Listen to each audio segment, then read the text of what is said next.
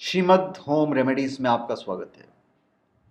और हम आपको बताएंगे कि परमात्मा की प्राप्ति किसे होती है।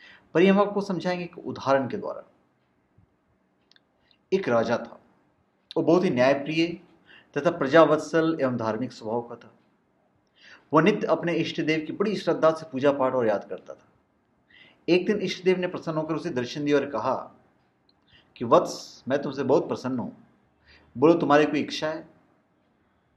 प्रजा को चाहने वाला राजा ने बोला, भगवान, मेरे पास आपका दिया सब कुछ है। आपकी कृपा से राज्य में सब प्रकार सुख शांति है।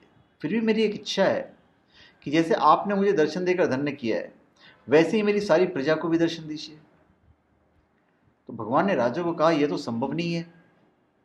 परंतु राजा को चाहने वाला राजा प्रजा को सॉरी परंतु प्रजा को चाहने वाला राजा भगवान से जिद करने लगा। आखिर भगवान को अपने साधक के सामने झुकना पड़ा और वे बोले, ठीक है, कल अपनी सारी प्रजा को उस पहाड़ी के पास ले आना। एक पहाड़ी उन्होंने बताया, मैं पहाड़ी के ऊपर से दर्शन दूंगा। राजा अत्यंत प्रसन्न हुआ और भगवान को धन्यवाद दिया। अगले दिन सारे नगर में ढिंढोरा पिटवा दिया गया कि कल सभी पहाड़ के नीचे मेरे साथ पहुंचे और भगवान आप सबको दर्शन देंगे। दूसरे दिन राजा अपने समस्त प्रजा और स्वजनों को साथ लेकर पहाड़ी की ओर चलने लगा। चलते चलते रास्ते में एक स्थान पर तांबे के सिक्कों का पहाड़ दिखा।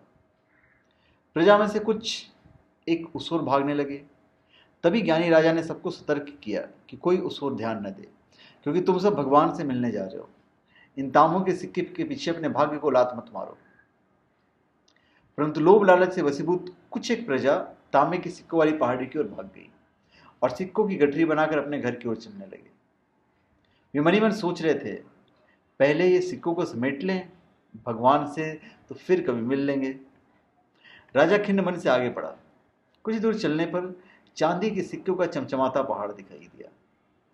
इस बार बची हुई प्रजा में से कुछ लोग उस ओर भागने लगे और चांदी के सिक्कों की गठरी बनाकर अपने घर की ओर चलने लगे। उनके मन में विचार चल रहा था कि ऐसा मौका बार बार नहीं मिलेगा।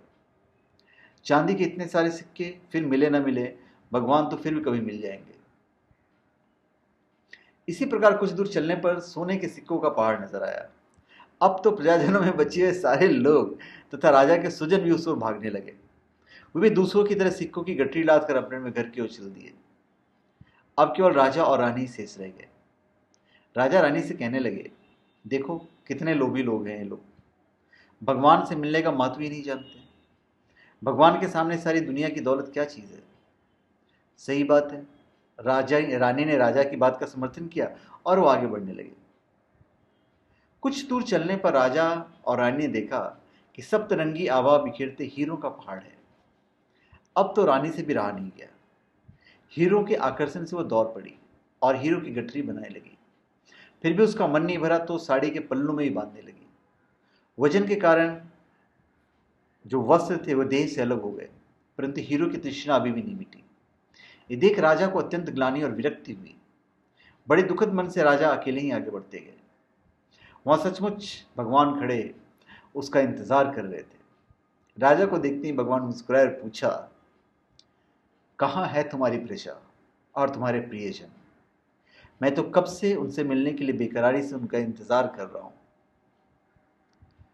राजा ने शर्म और आत्मग्लानि से अपना सिर झुका लिया। तब भगवान ने राजा को समझाया, राजन, जो लोग भौतिक सांसारिक प्राप्ति को मुझसे अधिक मानते हैं, उन्हें कदाचित मेरी प्राप्ति नहीं होती और वह मेरे स्नेह और आशीर्वाद से वंचित रह जाते हैं। तो हमने जो आपको इतना छोटा सा डिस्क्रिप्शन दिया, कहानी बताई, उसका जो सार है वो ये है कि जो आत्माएं अपनी मन और बुद्धि से भगवान पर कुर्बान हो जाते हैं, भगवान पर कुर्बान हो जाते हैं और सर्व संबंधों से प्यार करते हैं, वो भगवान के प्रिय बनते हैं। तो धन्यवाद। आप हमारे चैनल पे सब्सक्राइब करें और अपने कमेंट दीजिए। धन्यवाद।